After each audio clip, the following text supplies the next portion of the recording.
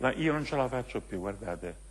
Non è possibile vedere i napoletani, anche quelli delle macchine più lussuose, più agghindate, quelli vestiti meglio, quelli che frequentano i luoghi migliori, che si comportano come dei mascalzoni, da via dei Miglia a via Chiaia al Vomero.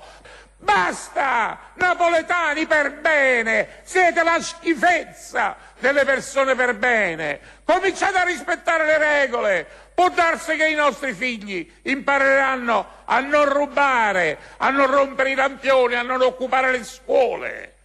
Può darsi che i nostri figli non facciano parte domani di schiere di ex detenuti che vanno cercando lavoro. Cambiate un poco, datevi una smossa, un po' di educazione.